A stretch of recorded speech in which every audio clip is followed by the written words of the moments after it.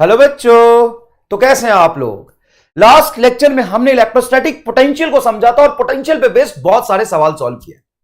Hollow sphere का potential, solid sphere का potential, cylinder का पोटेंशियल, पॉइंट चार्ज का, कॉम्बिनेशन ऑफ पॉइंट चार्ज का पोटेंशियल। आज हम पढ़ेंगे इलेक्ट्रोस्टैट ऑफ कंडक्टर। कंडक्टर का जो बिहेवियर होता है इलेक्ट्रिक फील्ड एंड पोटेंशियल के टर्म से हम उसको समझेंगे और ये बहुत इंपॉर्टेंट है competitive exam point of view से। बोर्ड्स में इस पे कोई ज्यादा खास सवाल नहीं आते हैं, लेकिन कॉम्पिटेटिव पॉइंट ऑफ व्यू से ये बहुत इंपॉर्टेंट है। तो आइए कंडक्टर से रिलेटेड कुछ इंपॉर्टेंट थ्योरेटिकल पॉइंट्स पहले समझें। Conductors have a large number of free electron. Yes, conductor और इंसुलेटर में यही फर्क होता है कि conductor have a very large number of free electrons, और वो जो फ्री इलेक्ट्रॉन्स होते हैं वो कहां होते हैं, ये बहुत इंपॉर्टेंट बात है। वो जो फ्री इलेक्ट्रॉन्स होते हैं कहां होते हैं, चलिए देखिए। Conductor have a large number of free electrons. These electrons resides in the volume of conductor। ये जो फ्री इलेक्ट्रॉन्स है, बच्चे समझते सर ये फ्री इलेक्ट्रॉन मतलब जो चार्ज है, फ्री चार्ज है, वो कंडक्टर के सरफेस पे होगा। ये बहुत गलत बात है। जो फ्री इलेक्ट्रॉन्स है ना वो विद इन द वॉल्यूम घूम रहे होते हैं। जो फ्री इलेक्ट्रॉन्स हैं वो विद इन द वॉल्यूम घूम रहे होते हैं। वो सरफेस पे नहीं घूमते, वो विद इन द वॉल्यूम घूमते हैं। समझ आया कि नहीं आया? यस सर, वो सरफेस पे नहीं होता। सर हमने तो पढ़ा था कि कंडक्टर को एक्स्ट्रा चार्ज देते हैं तो सरफेस पे आता है। एकदम सही सुना था, वो एक्स्ट्रा चार्ज है, इलेक्ट्रॉन एक्स्ट्रा चार्ज नहीं है। नेट चार्ज बताओ इसका क्या होगा? न्यूट्रल कंडक्टर का नेट चार्ज हो जाएगा जीरो। नेट चार्ज जीरो है तो क्या मतलब उसमें फ्री इलेक्ट्रॉन्स नहीं होंगे? अरे भाई, फ्री इलेक्ट्रॉन्स का मतलब है एक्स्ट्रा चार्ज नहीं। कंडक्टर के पास जो फ्री इलेक्ट्रॉन्स होते हैं वो एक्स्ट्रा चार्ज नहीं होते। जितने फ्री इलेक्ट्रॉन्स है उतने पॉजिटिव आयन भी हैं। वो फ्री इसलिए हैं कि within the volume freely घूम सकते हैं। ठीक है सर। द एक्सेस चार्ज, अब इंपॉर्टेंट बात जो आपने सुना था, the excess charge given to the conductor resides on the surface of conductor. Resides on the surface of conductor. जो तुम एक्स्ट्रा चार्ज दोगे साहब, जो एक्स्ट्रा चार्ज दोगे, चार्ज्ड कंडक्टर पे जो एक्स्ट्रा चार्ज होता है, they resides on the surface of conductor. Access charge, electron is not excess, free electrons are not the excess charge. ठीक है। The net electric field inside the conductor always zero, but यहां पे समझिएगा अच्छे से, always zero where, यहां पे statement लिखा हुआ where matter is present, where matter is present the net electric field inside the conductor always zero। Conductor के अंदर इलेक्ट्रिक फील्ड हर जगह जीरो होगा, हमेशा जीरो होगा, लेकिन वहीं पे वेयर मैटर इज प्रेजेंट, जहां पे कंडक्टिंग मैटर प्रेजेंट है। अगर हॉलो कंडक्टर है तो मैटर कहां पे होगा? सरफेस पे। तो अंदर की गारंटी आप नहीं ले सकते, अंदर की गारंटी आप नहीं ले सकते।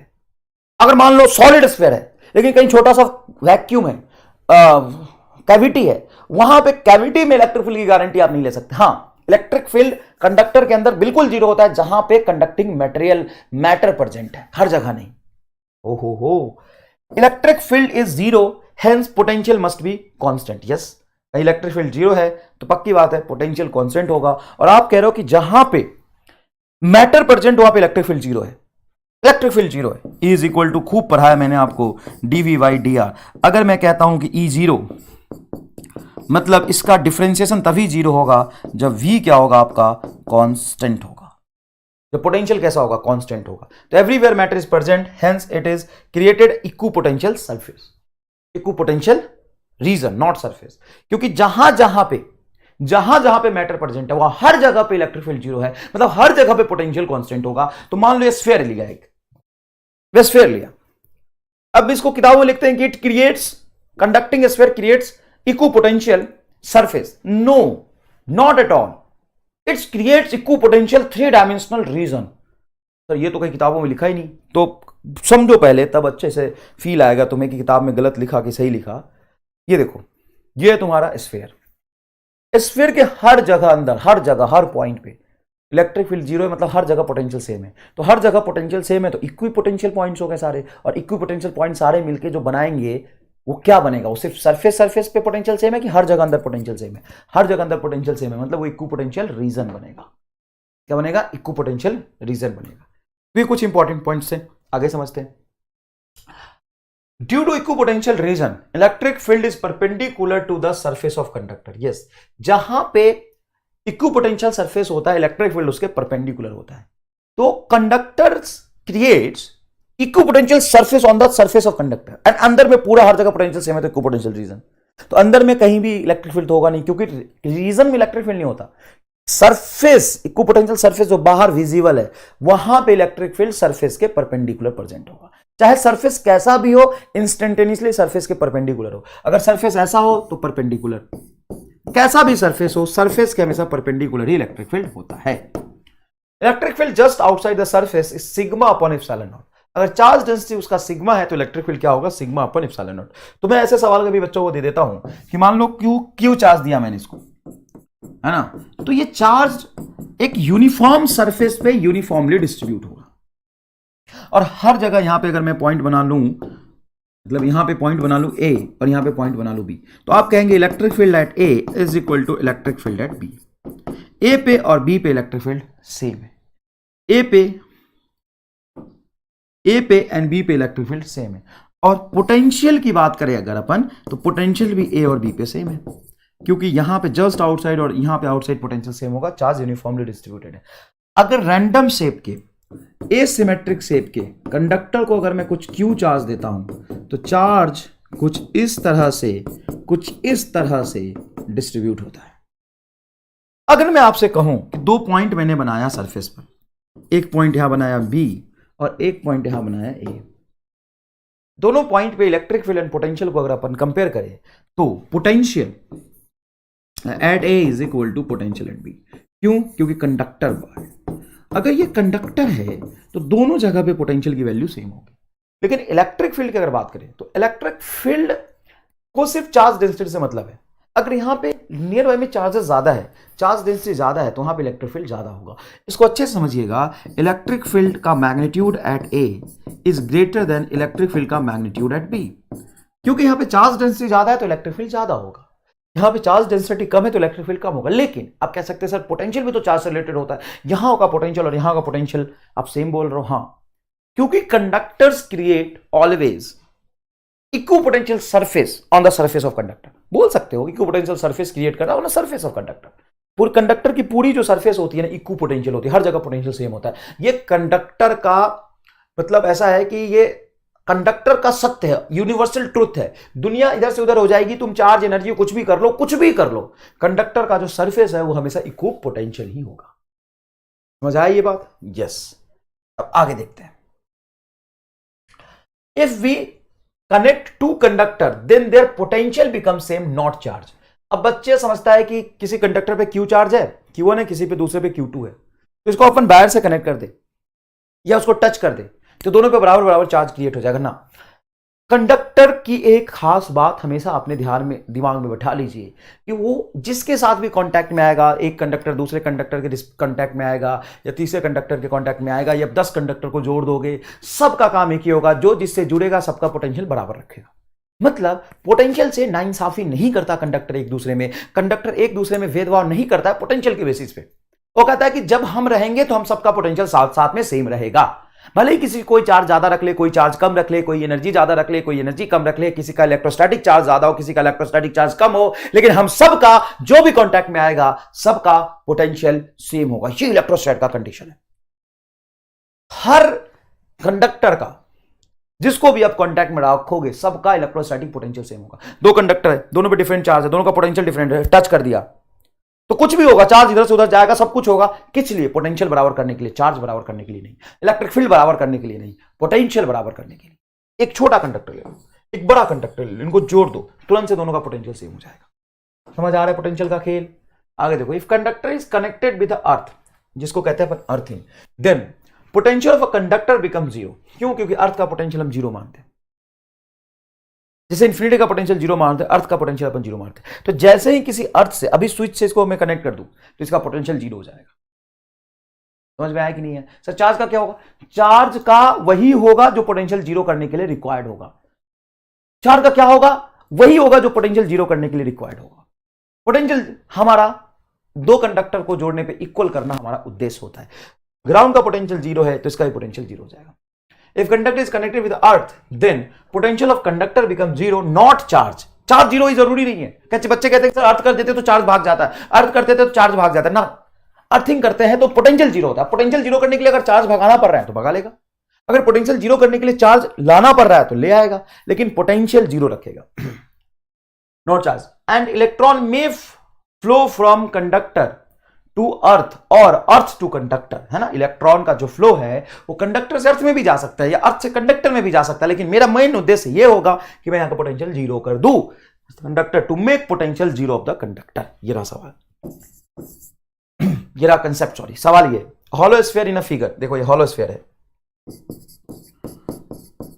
हॉलो स्फीयर की मैंने in a figure. Then find charge before and after switch is close, then find charge before and then find charge on surface of conductor,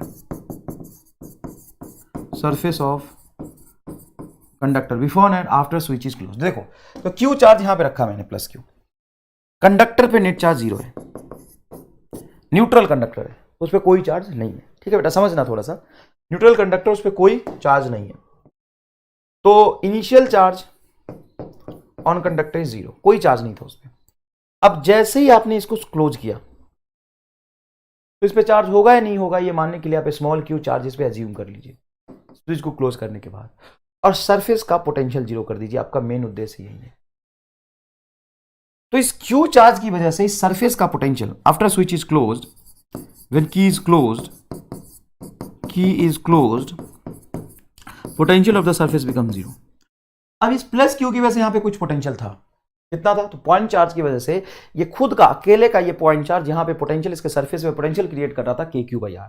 तो ये होगा k Q by are plus के small Q by, इस charge की वजह से इसी पे जो पोटेंशियल आएगा, हॉलो स्फीयर के कंसेप्ट से देखो, अगर इस पे मैं कोई क्यू चार्ज मानता हूं, कोई सा भी प्लस या माइनस, कोई भी क्यू चार्ज है, प्लस होगा तो प्लस आंसर आएगा, माइनस होगा तो माइनस होगा। ये क्यू चार्ज यूनिफॉर्मली डिस्ट्रीब्यूटेड है, क्योंकि यूनिफॉर्म सिमेट्रिकली, मतलब सिमेट्रिक नेचर के सरफेस पे चार्ज हमेशा सिमेट्रिकली डिस्ट्रीब्यूट होता है। देखो ना, ये परफेक्ट स्फीयर है तो उस पर चार्ज यूनिफॉर्म डिस्ट्रीब्यूट होगा, तो जितना भी चार्ज होगा जरूरी नहीं कि चार्ज यहां पे होगा, हर जगह होगा। तो हॉलो स्फीयर पे चार्ज की वजह से हॉलो स्फीयर के सरफेस पे जो पोटेंशियल होता है वो होता है के क्यू बाई आर। क्या होता है potential, k Q by are. तो यहां पे रखेंगे अपन potential k Q by capital R is equal to zero.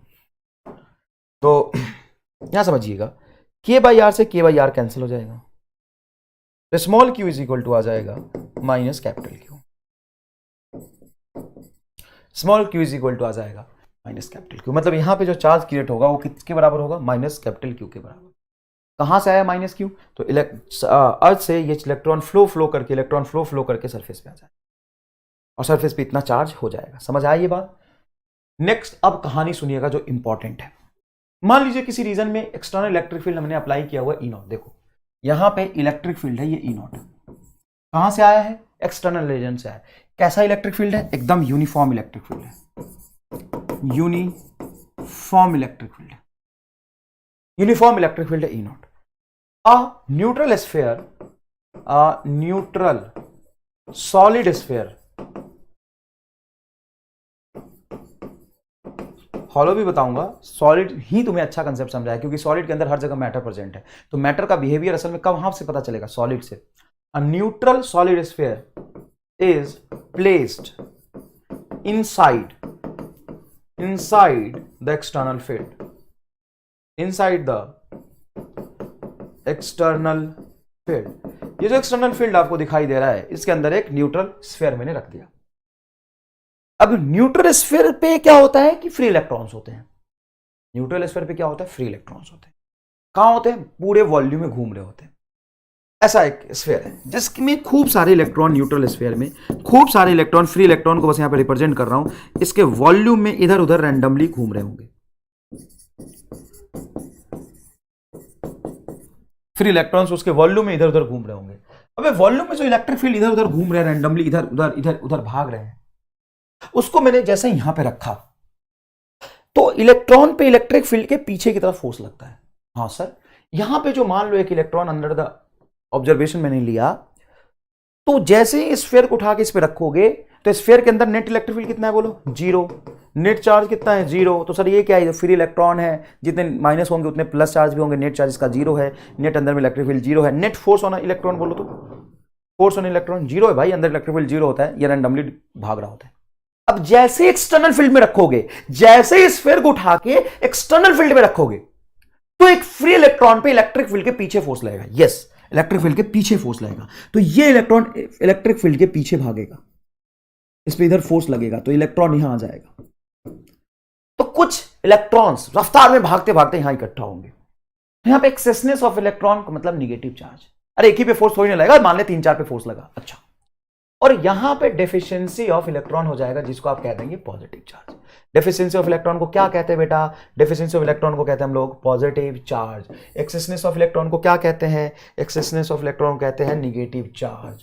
ठीक है रामलाल, बहुत बढ़िया, बहुत बढ़िया, एकदम बढ़िया, एकदम बढ़िया, एकदम झन्नाट। अब देखो, ये इलेक्ट्रिक फील्ड था। अब क्या हुआ कि धीरे धीरे जैसे जैसे यहां पे इलेक्ट्रॉन कोने में इकट्ठा होते गए, क्या होते गए? इलेक्ट्रॉन कोने में इकट्ठा होते गए, तो यहां पे एक पोलराइजेशन हो गया चार्जेस का। ये चार्ज कहीं बाहर से आया कि कंडक्टर पे ही था?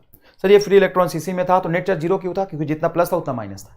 जैसे इलेक्ट्रिक फील्ड में रखा, तो इस इलेक्ट्रॉन पे पीछे की तरफ फोर्स लगा, क्योंकि माइनस चार्ज पे इलेक्ट्रिक फील्ड के पीछे फोर्स लगता है। तो कुछ इलेक्ट्रॉन्स यहां इकट्ठा हो गए, कुछ proton positive charge deficiency of electron यहां आ गया। अब इसको थोड़ा और ध्यान से देखा, तो थोड़ी देर बाद यहां पे जब चार्जेस का पोलराइजेशन हुआ, यहां पे जब बहुत सारे माइनस चार्ज आपके आ गए और यहां पे बहुत सारे पॉजिटिव चार्ज आ गए। अब ये निगेटिव चार्ज क्यों आया? क्योंकि फ्री था, उसमें फोर्स लगा, तो भाग के इलेक्ट्रॉन्स यहां इकट्ठा हो गए। अब जैसे इलेक्ट्रॉन्स यहां पे इकट्ठा हुए, तो इसमें एक इलेक्ट्रिक फील्ड बना, और वो इलेक्ट्रिक फील्ड का जो डायरेक्शन है, वो इलेक्ट्रिक फील्ड का जो डायरेक्शन है वो प्लस से माइनस की तरफ आएगा। इलेक्ट्रिक फील्ड का डायरेक्शन किधर से किधर आएगा? प्लस से माइनस की तरफ आएगा। वो इलेक्ट्रिक फील्ड का डायरेक्शन किधर से किधर आएगा? इस प्लस से माइनस की तरफ आएगा। ठीक है, और ये जो ओरिजिनल इलेक्ट्रिक फील्ड था आपका, ये जो ओरिजिनल इलेक्ट्रिक फील्ड था, ये बाहर की तरफ था ई नॉट। अब ये दो एरो को अच्छे से फील करने की कोशिश करिएगा बेटा, बहुत अच्छे से।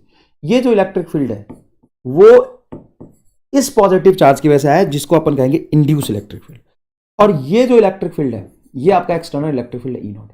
अब मान लीजिए इलेक्ट्रॉन है, तो पहले इलेक्ट्रॉन बृहत रफ्तार में भागा, और जो इलेक्ट्रॉन यहां पे इकट्ठा हुआ, निगेटिव चार्ज इकट्ठा हुआ एक्सेस ऑफ इलेक्ट्रॉन, और यहां पे पॉजिटिव चार्ज इकट्ठा हुआ डेफिशिएंसी ऑफ इलेक्ट्रॉन, वो खुद का एक इलेक्ट्रिक फील्ड बना दिया।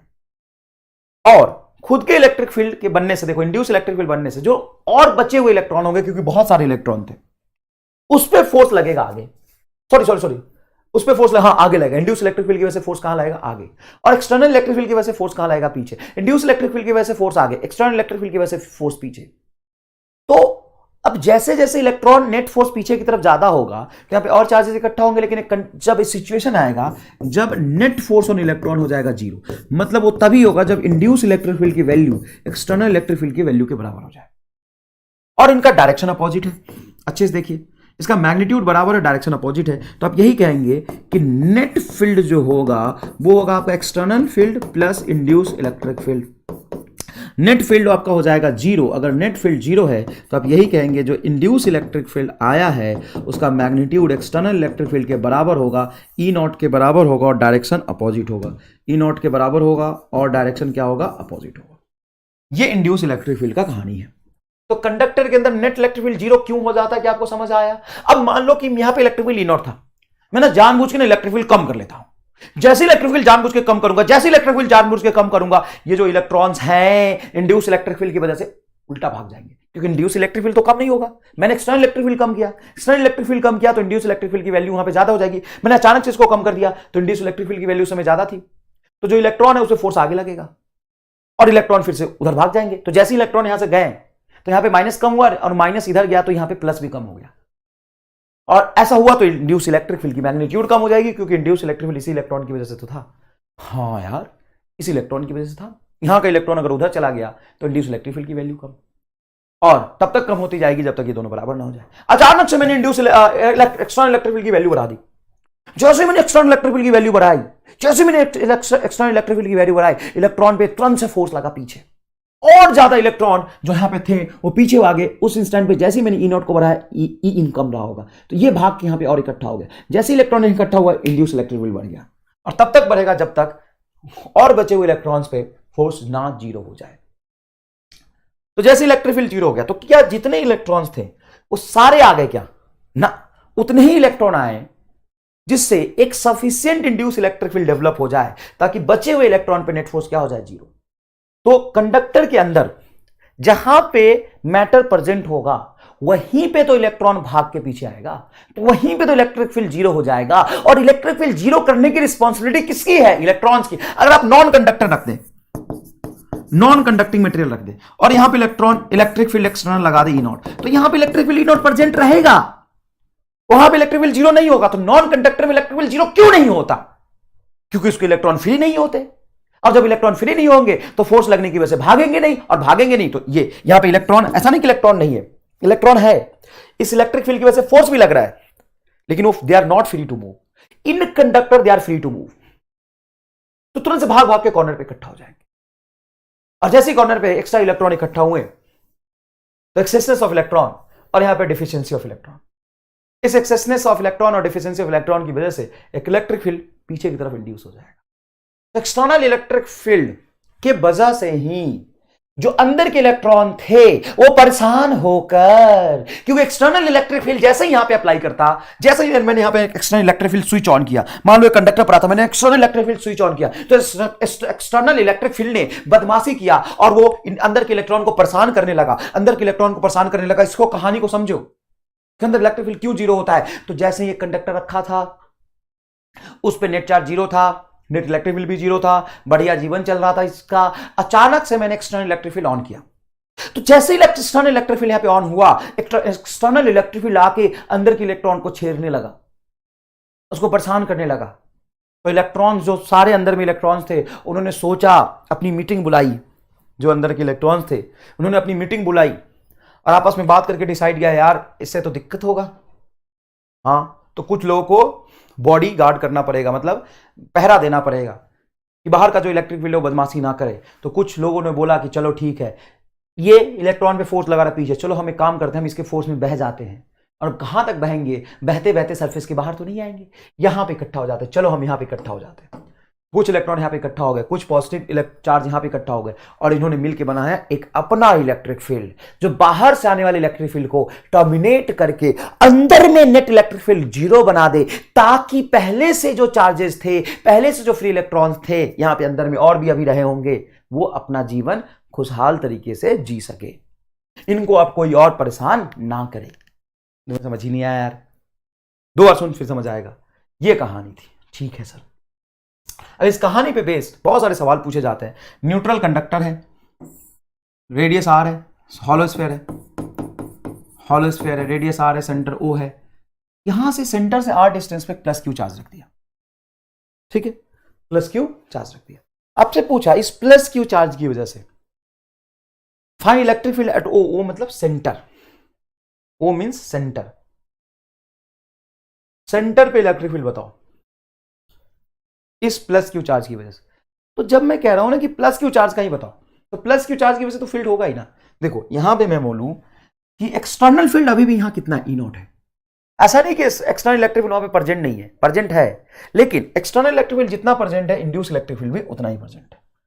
तो यहां पे अगर मैं इस प्लस क्यू की वजह से यहां पे फील्ड पूछूं, तो बोलो कि इस प्लस क्यू की वजह से यहां पे फील्ड होगा, और वो फील्ड होगा के क्यू, देखो चार्ज के कांस्टेंट, चार्ज क्यू, और आर डिस्टेंस है, R distance towards away from this plus Q, away from this plus Q, R cap. अगर ये आर वेक्टर ऐसे है तो बाहर की तरफ पॉजिटिव चार्ज है, तो बाहर की तरफ इलेक्ट्रिक फील्ड होगा, ये आएगा तुम्हारा के क्यू बाई आर स्क्वायर। लेकिन अंदर कोई चार्ज है नहीं, अंदर यहां पे कोई चार्ज वार प्रेजेंट है नहीं, तो नेट इलेक्ट्रिक फील्ड अंदर में क्या होना चाहिए? जीरो, है ना। देखो ना, ये भले ही हॉलो स्फीयर है बेटा, लेकिन यहां पे ध्यान से देखो तो अंदर ये स्फीयर है। अब क्या होगा, प्लस क्यू रखोगे तो यहां पे हो जाएगा माइनस इंड्यूस। यहां फोटो बना के दिखाऊं क्या? ऐसे होगा, यहां पे हो जाएगा कुछ माइनस इंड्यूस, क्योंकि प्लस के पास में माइनस आ जाएगा और प्लस से दूर प्लस चला जाएगा।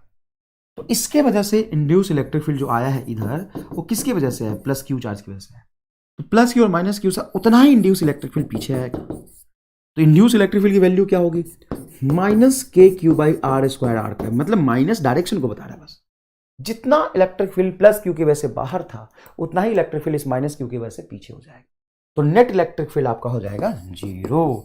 तो इस hollow sphere, neutral hollow sphere के सेंटर पे इलेक्ट्रिक फील्ड कितना होगा? 0 होगा। ठीक है, चलो आगे देखते हैं। अच्छा सवाल देखते हैं। अब यहां पे एक और सवाल मैंने बनाया। मैंने क्या किया कि एक ये क्यूबिकल बॉक्स है, ये नॉट सिंपल क्यूब, ये क्यूबिकल बॉक्स है। क्यूबिकल बॉक्स, क्यूबिकल बॉक्स का मतलब मेरा कहने का ये है, यहां पे कंडक्टिंग सरफेस है। ये क्या है? कंडक्टिंग सरफेस है, ऐसा कंडक्टिंग सरफेस है। अब कंडक्टिंग सरफेस पे कोई पॉइंट बना लिया अपन ने P, ठीक है। और मैं आपसे पूछूं, यहां पे डिस्टेंस है इसका R, मैं आपसे अगर पूछूं कि electric field at P due to this plus Q, due to this plus Q मतलब ये बताओ कितना होगा? तो ये होगा बेटा k Q by R square into R cap, मतलब इससे अवे, इस चार्ज से अवे।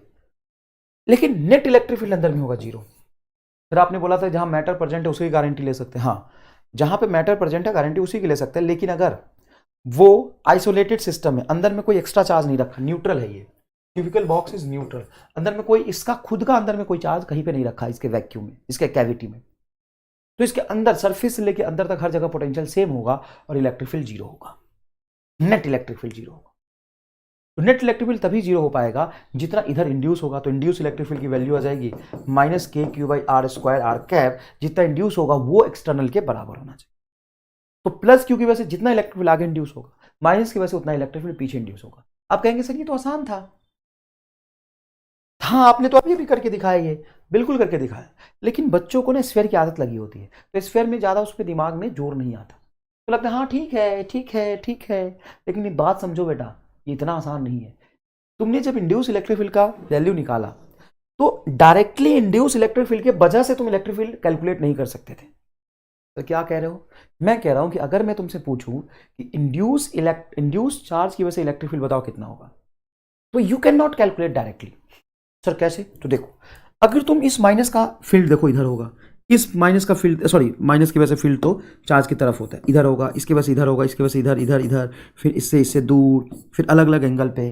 तो आप एक्जैक्टली कैलकुलेट नहीं कर सकते, क्योंकि चार्जेस यहाँ पे भी है, यहाँ पे भी इंड्यूस है, इसकी वजह से इलेक्ट्रिक फील्ड इधर, इसकी वजह से इधर, इलेक्ट्रिक फील्ड वेक्टर होता है। तो सर आपने तो बहुत आसानी से लिखा था। तो हमने कंसेप्ट यूज किया, क्योंकि नेट 0 होना चाहिए और ये पॉइंट चार्ज का बहुत आसानी से लिख सकते हैं।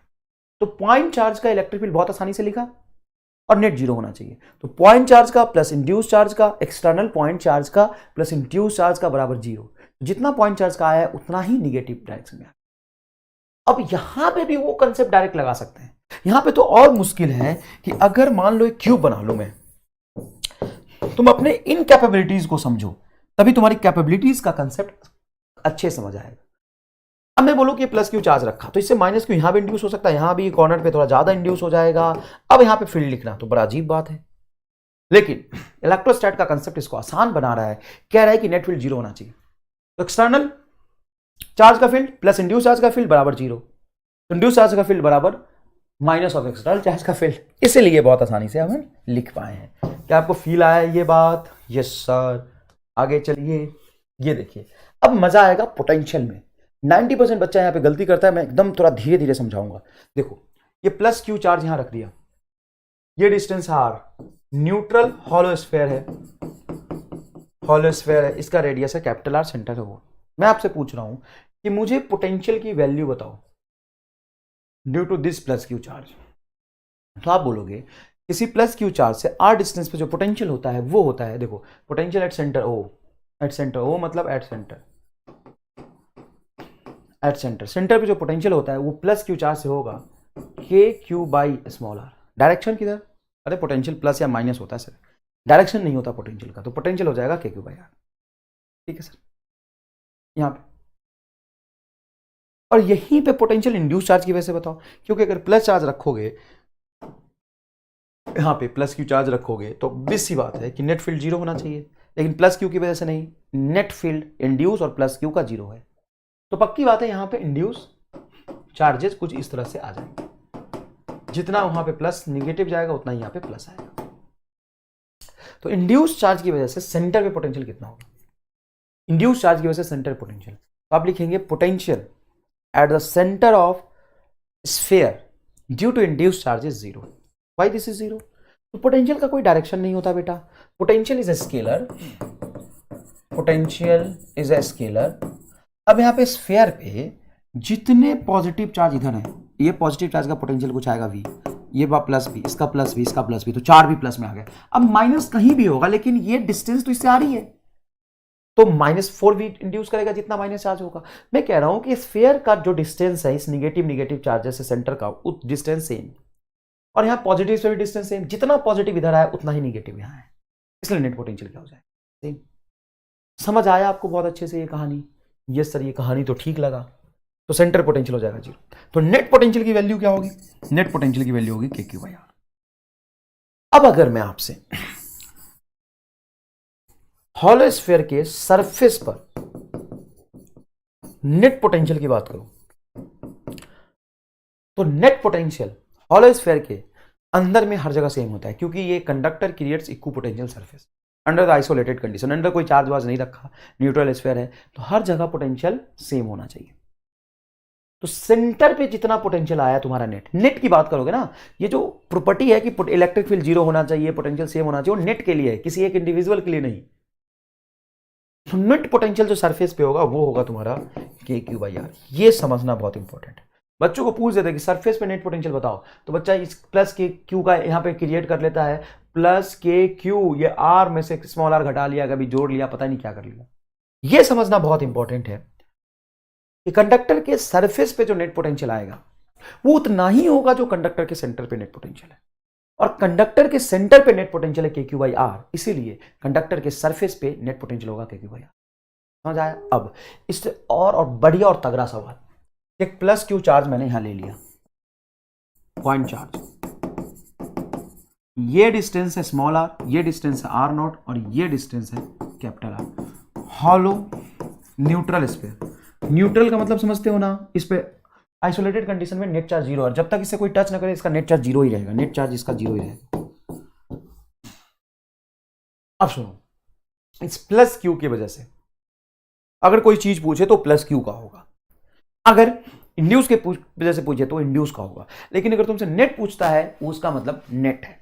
क्लियर? अब सुनो सवाल क्या है, potential due to induce charge at P। इस P चार्ज पे पोटेंशियल इंड्यूस चार्ज की वजह से बताओ सर। 0 ना, बिल्कुल भी नहीं, बिल्कुल भी नहीं,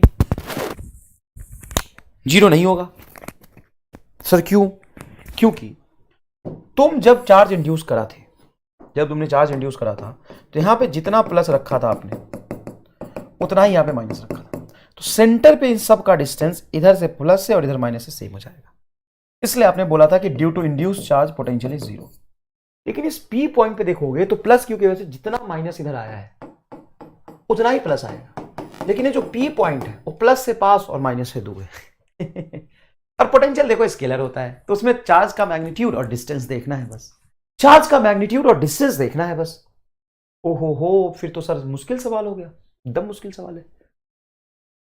अगर तुमसे बोलता कि find potential at P due to this plus Q, तो तुम बहुत आसानी से लिख सकते हो KQ/R0।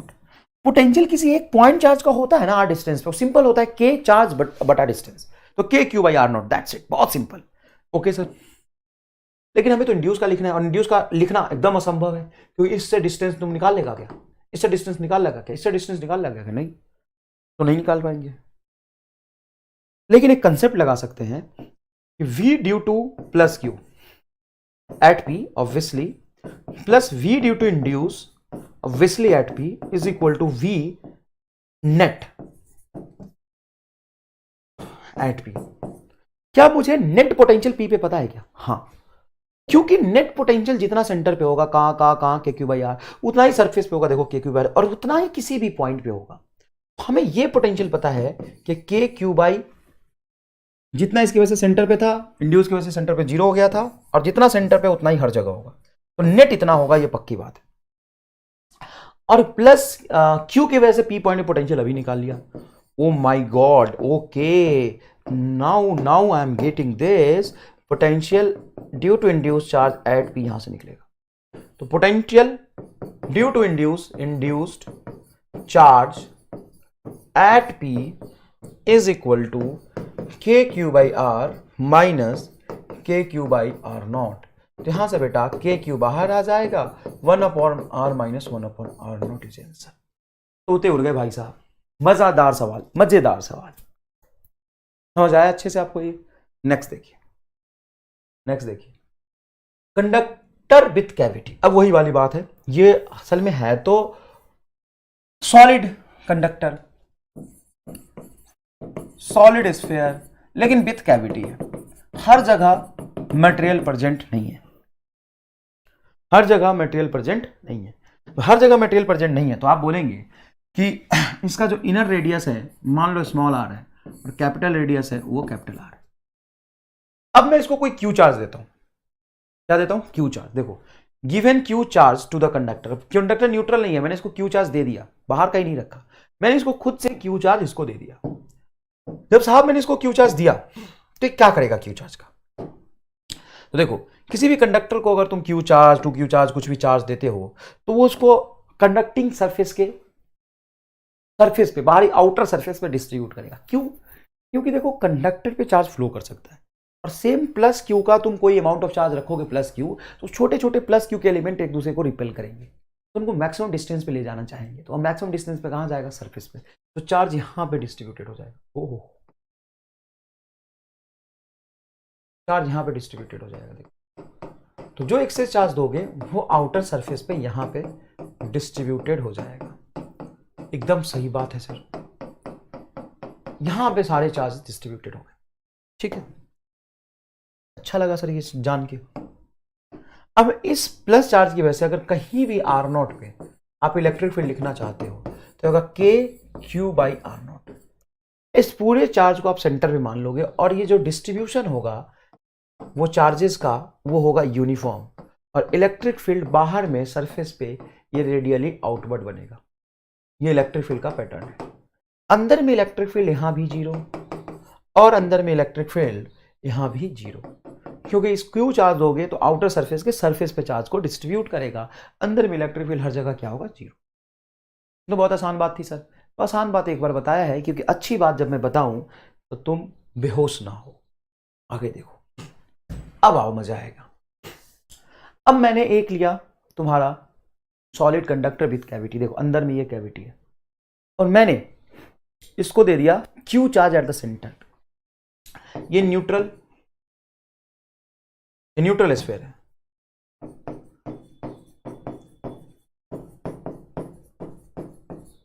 ये क्या है बेटा? न्यूट्रल स्फीयर है। चलो, ये न्यूट्रल स्फीयर तो नेट चार्ज जीरो, लेकिन अंदर में सेंटर पे प्लस क्यू चार्ज रखा है मैंने। अब डिफरेंट पॉइंट पे इलेक्ट्रिक फील्ड एंड पोटेंशियल बताना, तो सुनना ध्यान से। एक प्लस क्यू चार्ज रखोगे तो इसके इनर एज पे माइनस क्यू चार्ज डिस्ट्रीब्यूट होगा। इनर एज पे क्या होगा? माइनस क्यू चार्ज डिस्ट्रीब्यूट होगा। तो इसका चाहूं तो मैं अलग से फोटो बना लूं, क्योंकि इसी में ओवरलैप करूंगा तो तुम्हें मजा नहीं आएगा, तो मैं अलग से फोटो बना लेता हूं।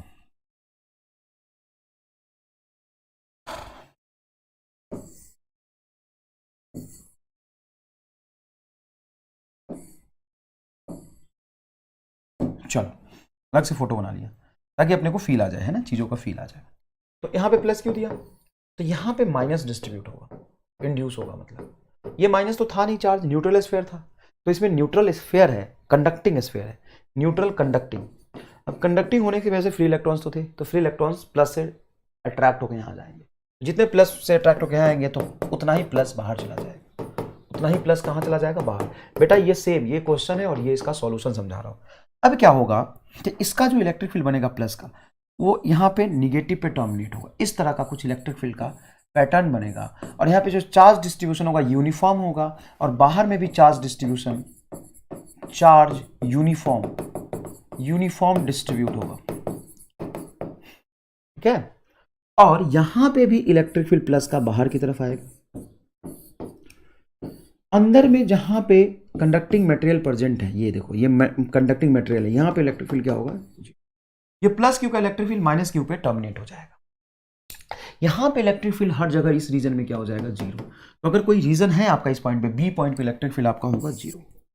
सर बी पे आपने जीरो कर दिया इलेक्ट्रिक फील्ड? हाँ भाई, प्लस क्यू से इलेक्ट्रिक फील्ड निकलेगा, इस माइनस क्यू पे टर्मिनेट हो जाएगा, और इस मतलब इस प्लस क्यू और माइनस क्यू के बीच इलेक्ट्रिक फील्ड बनेगा। यहां पे प्लस के इलेक्ट्रिक फील्ड की वजह से ये ऐसा फील्ड लाइंस बनेगा।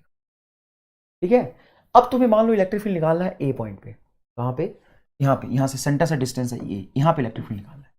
तो यहाँ पे अगर तुम इलेक्ट्रिक फील्ड कहीं निकालोगे ना, तो इस प्लस क्यू की वजह से इलेक्ट्रिक फील्ड आ जाएगा ए पॉइंट पे, सॉरी पोटेंशियल जीरो कर दिया क्या मैंने, इलेक्ट्रिक फील्ड बी पॉइंट पे जीरो था, ए पॉइंट पे होगा तुम्हारा के क्यू बाई ए स्क्वायर, नहीं जो चार्ज रखा है वो होगा के प्लस कैपिटल क्यू बाई के क्यू बाई ए स्क्वायर, ये इलेक्ट्रिक फील्ड होगा।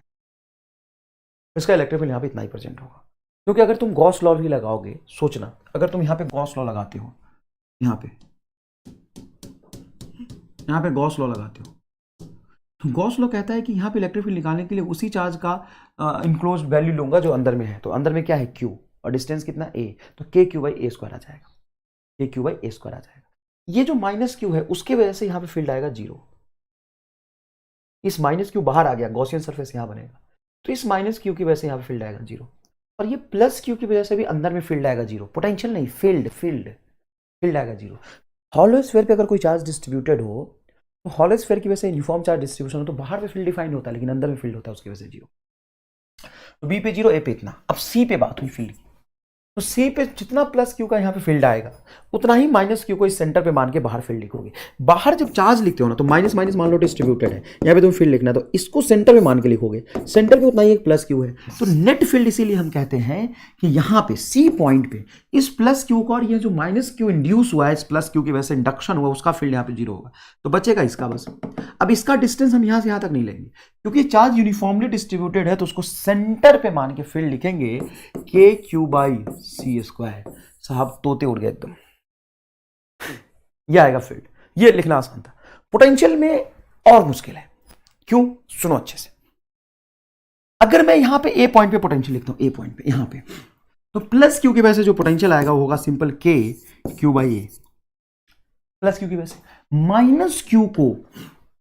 माइनस क्यू की वजह से जब यहां पे पोटेंशियल लिखो तो माइनस क्यू अपने आप को सेंटर पे मान लेगा, लेकिन जितना पोटेंशियल माइनस क्यू का यहां होगा उतना ही इस माइनस क्यू की वजह से हर जगह होगा, तो माइनस क्यू की वजह से पोटेंशियल आएगा minus k Q by are.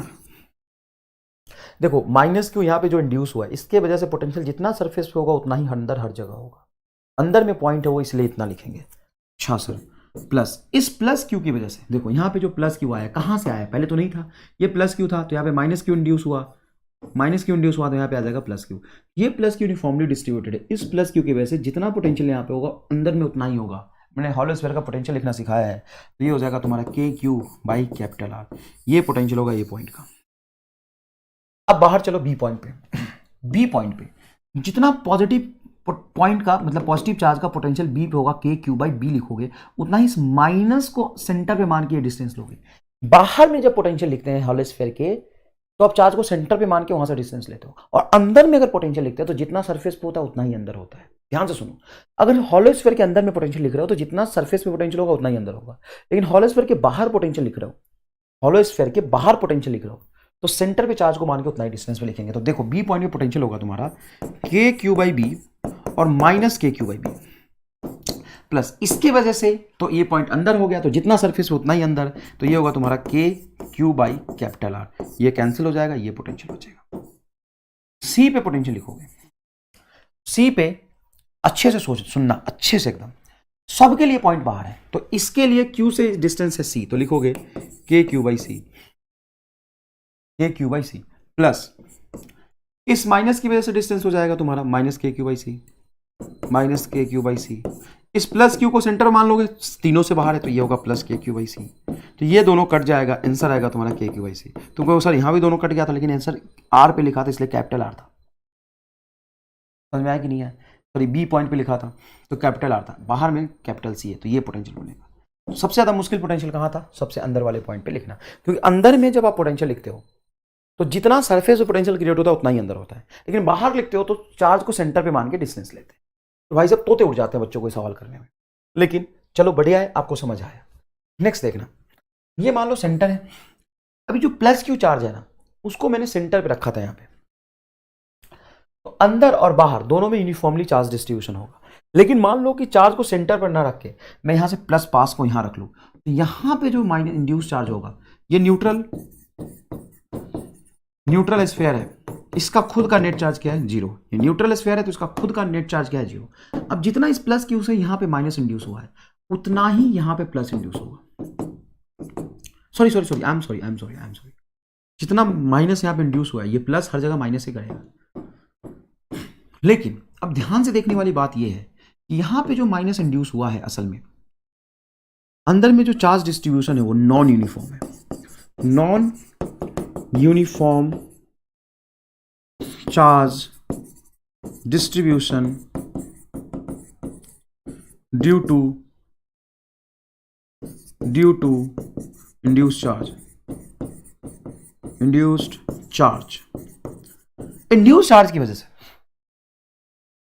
मतलब जो प्लस क्यू चार्ज की वजह से जो इंड्यूस चार्ज हुआ वो नॉन यूनिफॉर्मली डिस्ट्रीब्यूटेड होगा। क्यों सर? सरफेस तो यूनिफॉर्म है, सरफेस यूनिफॉर्म है, लेकिन तुम जहां प्लस क्यू को यहां पे सेंटर पे रखोगे तो सारे से डिस्टेंस सेम था, तो ये सेम नेचर का चार्ज डिस्ट्रीब्यूट हुआ। लेकिन अगर इस प्लस क्यू को थोड़ा पास रखोगे, आप इस प्लस क्यू चार्ज को थोड़ा पास रखोगे, तो जो चार्ज डिस्ट्रीब्यूशन है वो नॉन यूनिफॉर्मली डिस्ट्रीब्यूट होगा। चार्ज डिस्ट्रीब्यूशन नॉन यूनिफॉर्म होगा। चार्ज डिस्ट्रीब्यूशन नॉन यूनिफॉर्म हुआ तो यहाँ पे ज़्यादा चार्ज इंड्यूस होगा, क्योंकि ये प्लस क्योंकि वैसे ये पास है, और यहाँ पे कम चार्ज होगा। लेकिन ये माइनस चार्ज आया कहाँ से? तो ये न्यूट्रल था, तो जितना माइनस यहाँ पे है उतना प्लस यहाँ पे है।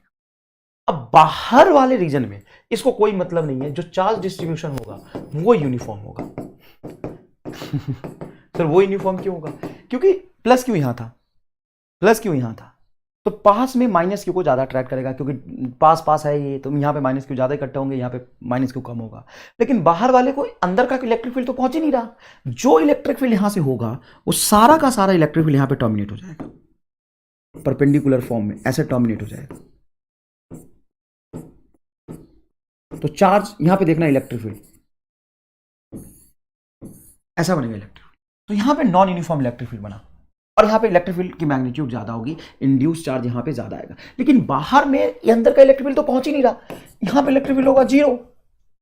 तो किसी भी पॉइंट पे यहाँ पे अगर तुम्हें इलेक्ट्रिक फील्ड लिखना है, और मान लो ये डिस्टेंस यहाँ से दिया है r0, तो यहाँ पे इलेक्ट्रिक फील्ड लिखोगे तुम KQ बटा r0 का स्क्वायर। अब बच्चा यहाँ पे बेहोश, सर सेंटर पे तो चार्ज है ही नहीं। मजा आ जाएंगे अब देखना। इलेक्ट्रोस्टैट ऑफ कंडक्टर का खेल यही है बेटा, इसीलिए इलेक्ट्रोस्टैट को मुश्किल मानते हैं। लेकिन देखो बहुत आराम से कंसेप्चुअली मैं समझा रहा हूं, यहां पे समझना कि मान लो कि प्लस क्यू तुमने यहां रखा, तो इस प्लस क्यू का जो इलेक्ट्रिक फील्ड से बाहर निकला वो यहां पे इंड्यूस्ड माइनस चार्ज पे खत्म हो गया। अब यहां पे प्लस क्यू यूनिफॉर्मली डिस्ट्रीब्यूट है, यहां पे माइनस क्यू डिस्ट्रीब्यूटेशन था। अब जब यहां पे इलेक्ट्रिक फील्ड लिखोगे इन सब सिस्टम का नेट, तो ये प्लस क्यू का इलेक्ट्रिक फील्ड यही खत्म हो गया। यहाँ पे गॉसियन सरफेस लोगे, net induce charge net enclose charge हो जाएगा 0। यहाँ पे लो ना, यहाँ पे इलेक्ट्रिक फील्ड बोलो ना, कितना होगा? 0 होगा, क्योंकि गॉसियन सरफेस बनाओ जितना प्लस उतना माइनस, नेट चार्ज तो 0 ही है। जब यहाँ पे इलेक्ट्रिक फील्ड निकालोगे तो असल में इस फील्ड का इलेक्ट्रिक फील्ड आएगा, और इस फील्ड को इस चार्ज का इलेक्ट्रिक फील्ड आएगा, और इस चार्ज को आप कहां मान सकते हैं? सेंटर पे। इस सारे चार्ज को कहां मान सकते हैं? सेंटर पे। तो सेंटर पे चार्ज को मान के यहां पे आप फील्ड लिखेंगे, फील्ड का वैल्यू आएगा KQ बाई R0 का स्क्वायर, क्योंकि सेंटर में भले ही चार्ज नहीं है, लेकिन इस चार्ज को सेंटर पे मानेंगे, तो ये डिस्टेंस अगर आपका R0 है तो ये फील्ड आएगा। समझ आया अच्छे से? अब नेक्स्ट क्वेश्चन देखना, और बवाल, और बवाल। ये है तुम्हारा सॉलिड स्फीयर। ये क्या है? सॉलिड स्फीयर, जिसका रेडियस है कैपिटल R, सेंटर है O से स्मॉल r डिस्टेंस पे कैविटी बनाया। ये है कैविटी, जहां पे अंदर मटेरियल प्रेजेंट नहीं है, मैटर प्रेजेंट नहीं है। इस कैविटी के सेंटर पे प्लस क्यू चार्ज रख दिया। सॉलिड स्फीयर और कैविटी के बीच में, सेंटर के बीच में डिस्टेंस है स्मॉल r। अब सेंटर से R2 डिस्टेंस पे, मतलब ये R2 मान लो इसको, सेंटर से R2 डिस्टेंस पे इलेक्ट्रिक फील्ड इस पॉइंट पे लिखना है, P पॉइंट पे। ये पॉइंट P, अच्छा, इस P पॉइंट पे इलेक्ट्रिक फील्ड लिखना है। इस प्लस क्यू से distance R1। Conductor solid sphere is neutral, इसके खुद का कोई चार्ज नहीं है, लेकिन सॉलिड स्फीयर को कोई चार्ज नहीं दिया। सॉलिड स्फीयर के सेंटर से स्मॉल r डिस्टेंस पे एक कैविटी था, वहां पे प्लस क्यू चार्ज रखा। वहां पे कितना चार्ज रखा? प्लस क्यू चार्ज रखा।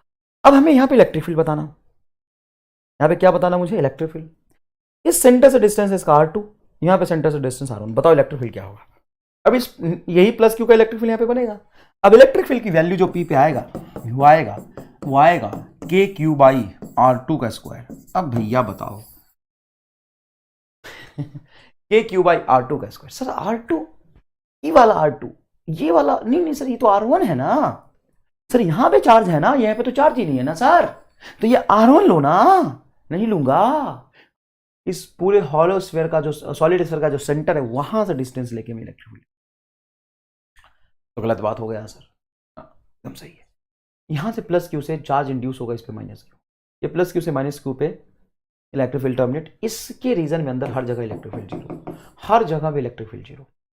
और बाहर में जो इलेक्ट्रिक फील्ड आएगा यहां पे माइनस इंड्यूस हुआ, तो यहां पे प्लस इंड्यूस होगा, और इस प्लस को आप इसके सेंटर पे मान के यहां पे फील्ड लिखेंगे, इसलिए आएगा ये के क्यू वाई R2 का स्क्वायर। क्लियर है बेटा, अच्छे से समझ आया ये बात।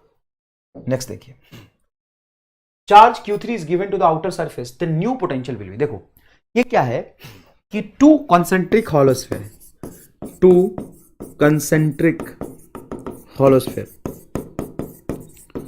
टू कंसेंट्रिक हॉलोस्फेयर, इसका रेडियस है स्मॉल r, इसका रेडियस है कैपिटल R। अब मान लो बाहर वाला रेडियस जिसका कैपिटल है वहां पे पोटेंशियल है कुछ V1 और यहां पे पोटेंशियल है कुछ V2, तो अपने को ना पोटेंशियल डिफरेंस निकालना है। सबसे पहले पोटेंशियल डिफरेंस निकालो, सवाल भूल जाओ, यही सवाल है, पोटेंशियल डिफरेंस निकालो।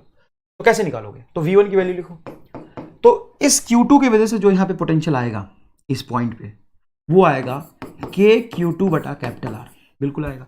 और Q1 की वजह से जो बाहर है पॉइंट, तो यहां से यही डिस्टेंस लेंगे, ये आएगा के Q1 बटा स्मॉल r। एकदम सही है, ये पोटेंशियल आ गया, ये पोटेंशियल आ गया। अब मैं मान लो V2 यहां पे पोटेंशियल लिख रहा हूं, तो यहां पे जब पोटेंशियल लिखूंगा, यहां पे जब पोटेंशियल लिखूंगा V2 पे, तो इस Q1 चार्ज की वजह से पोटेंशियल आएगा तुम्हारा के Q2 बटा स्मॉल r। क्यों सर, तो देखो चार्ज, सॉरी Q1 है ये, Q1 है ये, के Q1 बटा स्मॉल r। क्यों सर, तो देखो बेटा ऐसा है कि ये Q1 चार्ज यहां पे है और इसी पॉइंट पे सरफेस पे पोटेंशियल लिखना है, तो यही तो आएगा के Q1 बटा स्मॉल r, यहां पे V2 आएगा। और ये Q2 की वजह से भी यहां पोटेंशियल आएगा, वो कितना आएगा, तो वो आएगा, एक मिनट मैंने कुछ गलत लिख दिया, आई एम सॉरी, गलत लिख दिया। यहां पे जो पोटेंशियल आएगा V1, सबसे पहले Q1 चार्ज की वजह से लिखो, तो ये चार्ज Q1 इस स्फीयर पे है और बाहर में आपको पोटेंशियल लिखना, तो Q1 को सेंटर पे मानोगे और ये डिस्टेंस लोगे तो R है, तो ये हो जाएगा के Q1 by capital R plus ये Q2 यहाँ पे है, तो ये हो जाएगा के Q2 बटा कैपिटल R, ये आएगा।